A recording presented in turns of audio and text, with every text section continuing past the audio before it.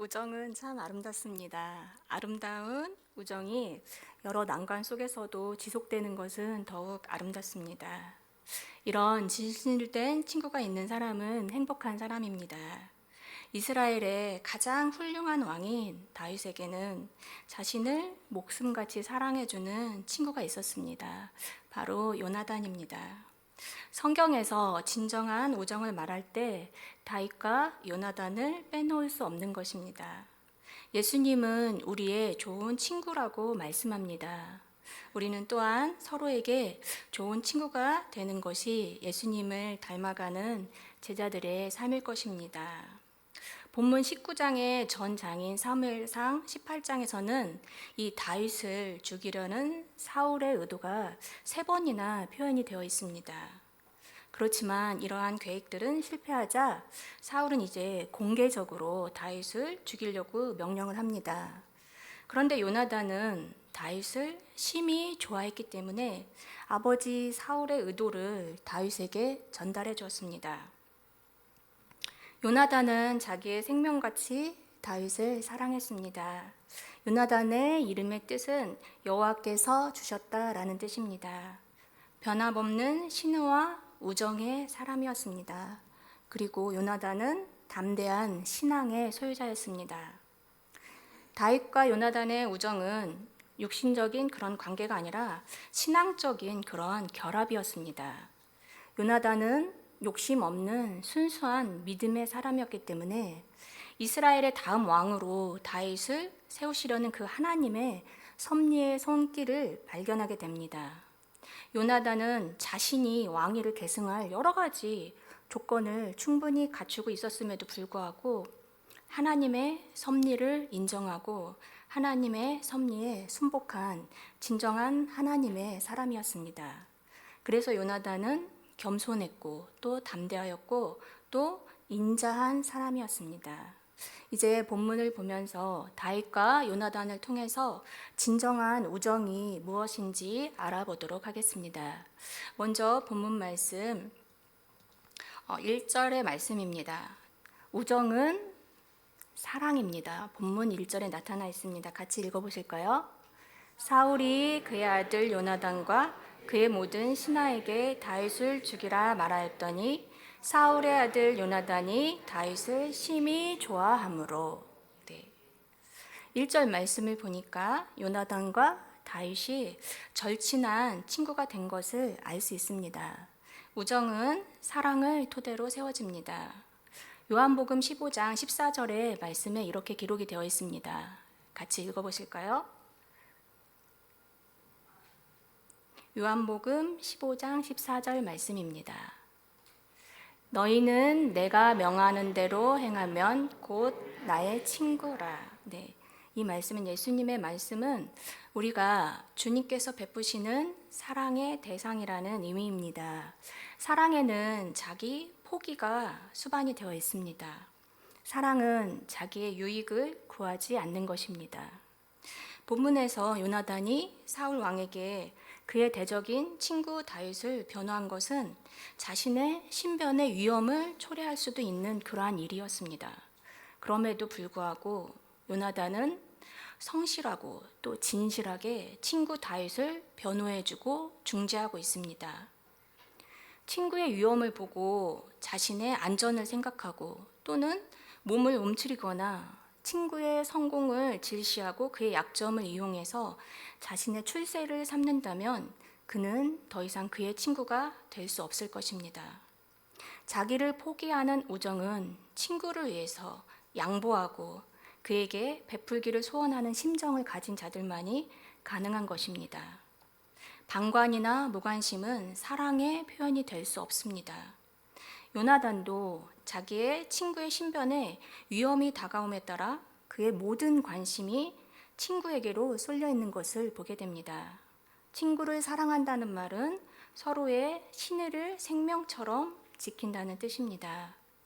그러기 위해서는 오래 참고 또 약한 것을 생각하지 않으며 불의를 기뻐하지 않고 모든 것을 참고 견뎌야 합니다. 이것은 어떤 의미에서는 고통일 수도 있습니다. 그렇지만 친구를 사랑하는 자는 기뻐하면서 그 모든 고난을 감내하게 됩니다.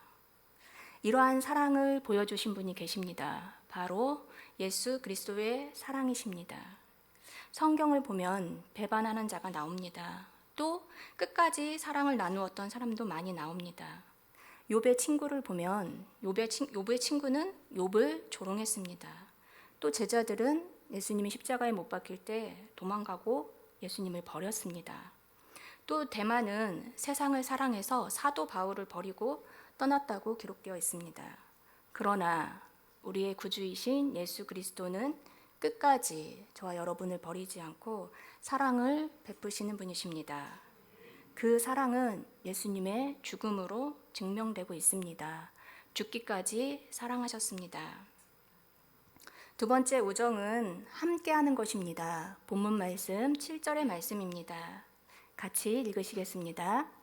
요나단이 다윗을 불러 그 모든 일을 그에게 알리고 요나단이 그를 사울에게로 인도하니 그가 사울 앞에 전과 같이 있었더라.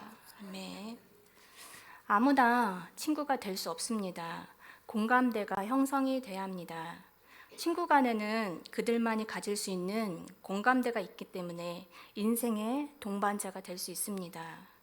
감정을 공유할 대상이 있고 또 대화가 통하는 대상이 있다는 것은 정말 기쁜 일입니다.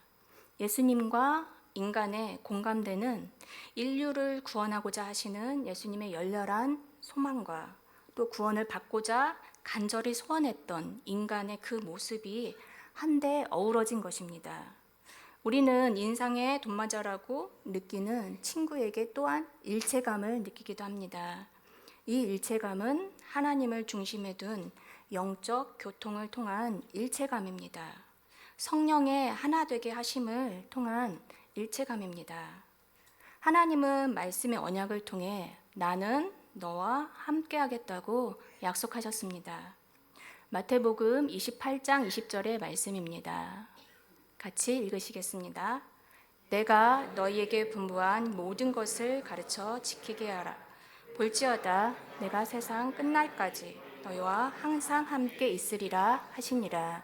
아멘. 또 히브리서 13장 5절 하반절에는 이렇게 기록하고 있습니다. 내가 결코 너희를 버리지 아니하고 너희를 떠나지 아니하리라 하셨느니라. 이렇게 말씀하고 있습니다. 내가 힘들고 또 어려울 때 나를 도와줄 수 있는 사랑스러운 친구가 있으십니까? 저에게는 요나단과 같은 친구가 있습니다. 지난달 너무 힘들고 어려워서 한숨과 눈물밖에 흘릴 수 없었던 시간이 있었습니다. 그런데 그때 한 전도사님께서 저에게 전화를 하셨습니다. 전화를 받으니 이렇게 말씀하셨습니다. 전도사님, 요즘 무슨 일 있으세요? 기도하는데 전도사님이 자꾸 생각이 나고 자꾸 기도가 나오네요. 라고 말씀하셨습니다. 저희는 이제 식당에서 만나게 되었습니다. 우리는 식당에서 서로 손을 맞잡고 조용히 기도하면서 눈물을 흘렸습니다. 서로가 서로에게 아무 말이 필요가 없었습니다. 그냥 손을 맞잡고 우리 두 사람의 마음은 서로 통했고 서로 말하지 않아도 그 아픔과 그 괴로움이 서로에게 전달이 되었습니다.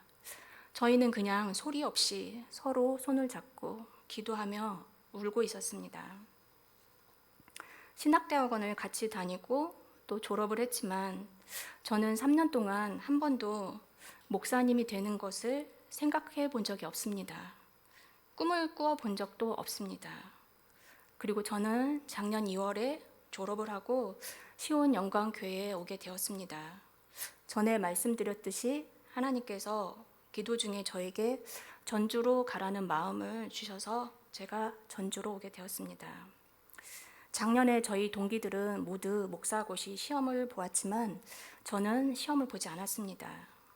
저는 생각해 본 적도 없고 꿈을 꾼 적도 없고 전도사 사명도 감당하기가 이렇게 힘든데 어떻게 목사님 사명을 감당할 수가 있겠어? 라고 저는 생각을 했습니다. 그러다 작년 말에 저희 가정에 어려운 문제가 생겼습니다. 구체적으로 말씀을 드릴 수는 없지만 시편 기자의 고백대로 기가 막힌 웅덩이와 수렁 같은 그러한 일들이 저희 가정에 일어났습니다. 저는 아무것도 할 수 없었고 하나님 앞에 엎드릴 수밖에 없었습니다. 그래서 충남 계룡에 있는 도곡산 기도원에 가서 3일 동안 금식을 하면서 하나님께 매달렸습니다. 그리고 다시 오살리 기도원에 가서 다시 하나님께 기도를 하게 되었습니다. 기도를 하면서 생각을 해보니까 하나님께 내 삶을 드리고 또 헌신했다고는 했지만 온전한 헌신은 아니었던 것 같습니다. 하나님, 제가 다른 건 다 해도 절대 목사는 못하겠습니다. 라고 계속해서 저는 그렇게 하나님께 말하고 있었습니다.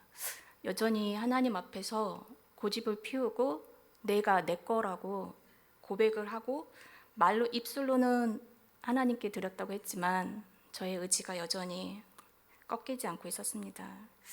그래서 저는 하나님께 기도를 했습니다. 이제 가정에 어려움이 왔기 때문에 하나님께 정말 제가 목사가 되는 것이 하나님의 뜻이라면 그런 목사 고시에 1차에 합격을 하게 해주세요 라고 기도를 했습니다. 목사 고시는 5차까지 볼 수가 있는데 1차에 합격하는 것은 조금 어렵습니다. 그래서 2월 달에 이제 목사 고시 접수를 하고 6월에 서울에 있는 장로인 신학대학에 가서 5과목의 시험을 치르게 되었습니다. 설마 1차에 합격을 하겠어?